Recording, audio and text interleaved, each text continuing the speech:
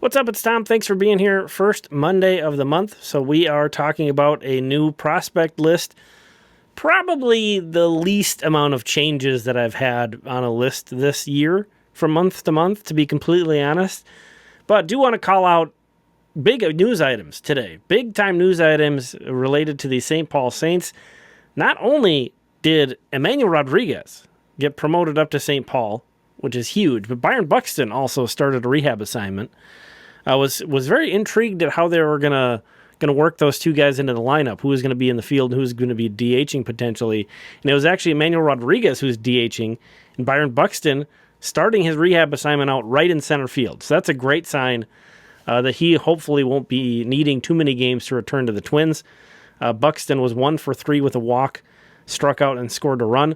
Emmanuel Rodriguez, as the DH, was 0 for 3, but he did draw 2 walks, drove in a run, and scored a run. So struck out 2 times as well. So Emmanuel Rodriguez with 2 walks and 2 strikeouts in his AAA's debut. Pretty on brand for him, and he's going to enjoy, I think, having the automated strike zone or the ability to challenge calls there. That's going to be a lot of fun. So yeah, that's great to see. Some people actually in the comments on the channel here were speculating that eventually Emmanuel Rodriguez was going to get to St. Paul because their season lasts a little bit longer than Wichita's, which lasts a little bit longer than the lower levels. We're very much winding down here for the A-ball levels. But those are kind of the news items of the day. Back to the actual list. Again, not much change. Should call out kind of the main reason why you're seeing some differences toward the top here is actually just mainly because David Festa graduated. He reached the number of service days. I don't think he's quite reached innings. Maybe his next outing he's going to reach the innings. So David Festa, who was my number 5 at this point last month, has now dropped off the list. So that's why you see quite a few of these guys moving up. Not a lot of changes, but do want to call out, in addition to Emmanuel Rodriguez, a lot of other guys promoted recently.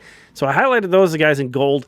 Rodriguez, we mentioned, Zebby Matthews promoted up to the Twins, Andrew Morris, Kalen Culpepper. These are all guys at levels who were not there at this point a month ago. So on Brooksley, I just wanted to add a note that he is very close to graduating as well. Within the next week or two, Lee's either going to hit that service time or the at-bat threshold to no longer be a prospect. So definitely going to see some different looks on these lists in the offseason as guys graduate. But just scrolling down, one guy I did knock up is Cory Lewis, who was a pitcher, Twins minor league pitcher of the year last year. Has pitched great. Has pitched really great, not just in August, but even in July. And really the fact that he's outside of my top 10, I think I said this exact same thing about Brandon Winokur last month, but whoever's at 11, I'll just say every month, this is such a great sign of how strong the Twins minor league system is, that this guy can't even crack my top 10 right now. Eduardo Beltre had another great month before his season ended, so he gets bumped up a couple spots for me as well. I'm really excited about him. Along the conversation of promotions, CJ Culpepper also got promoted up to Double-A. It's been tough. It's been a tough go for him there in Wichita so far, but we don't have a whole lot of year left. It's been a brief amount of time he's been there. Connor Prielipp gets a bump for me, a couple more spots. It's hard to say this since he hasn't barely pitched. Not even in the minor leagues, but in college he barely pitched because he was injured so much. But his stuff is so far advanced from anybody in the Midwest League that he's facing. It's kind of hard for me to put too much emphasis on his numbers that he's putting up because I want to see those in Double-A. That's another thing too. I want to see him move up. I want to see him stay healthy, but very exciting. It'll be very exciting, but really hoping that he's not basically the next Matt Cantorino is sort of what I'm afraid of. But right now, in the moment, as he's healthy and looking really good, we can definitely celebrate Connor Prielipp. But if you're wondering why I don't have him even higher up, I think that's it. There's a great argument to have him much higher than 21st. So that's kind of why I'm explaining that one. I had to sort of talk myself into that making sense to me. So I figured I'd relay that as well. Deber de los Santos had a really nice finish to his season. In rookie ball, he moves up a few spots. Adrian Bajorquez looks really good since joining Fort Myers. He continues to catch my eye. He moves up a bit. Again, nothing too crazy here, though. A lot of these guys are kind of around the same ranges that I've had them for a while. Moving on, some more promotions to call out. Tanner Hall got called up to Cedar Rapids this month. Carson McCusker was one of actually several. I'll scroll down a little bit more because there have been a bunch of guys that moved up to St. Paul.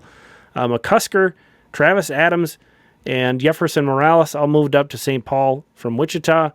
The guys in green here are entering my list.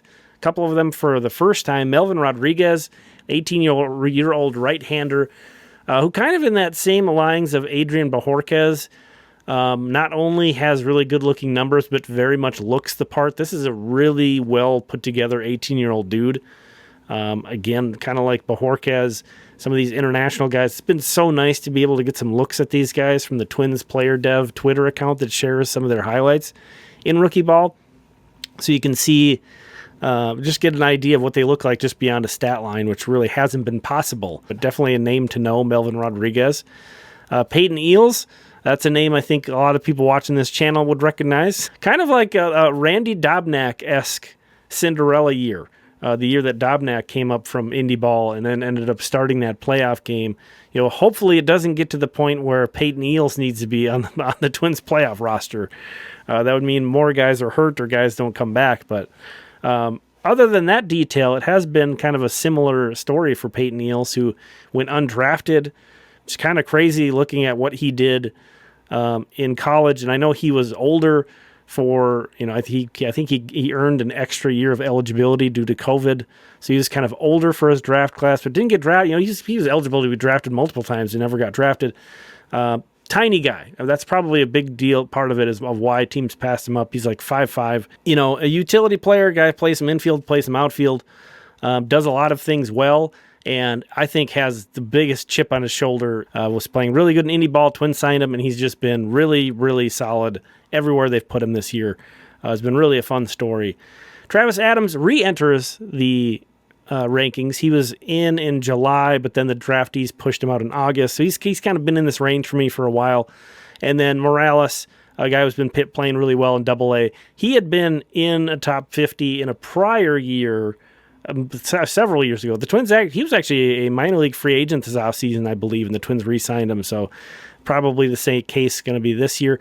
Also want to call it the Carson McCusker had just an insane August, an OPS over 1,000 that helped him earn that promotion, one of the Twins' best hitters in August in the minors. And then Travis Adams was really amazing on the mound in August. A 0.70 ERA, a 0.63 whip in August. And then he made his AAA debut yesterday, and we got to see some of the under-the-hood numbers more than we get to see in Double-A, and he topped out at 94.7 miles per hour. So that is the list. Again, not a whole lot changing, but if there's anybody you want to discuss, anybody you want to shout out, anybody you want to say should be higher or whatever, we'll get back into talking about games very soon here. Probably tomorrow evening, I'll be back with a system recap. So spent some time in Lake City relaxing. It was really nice. But back and ready to talk about baseball here.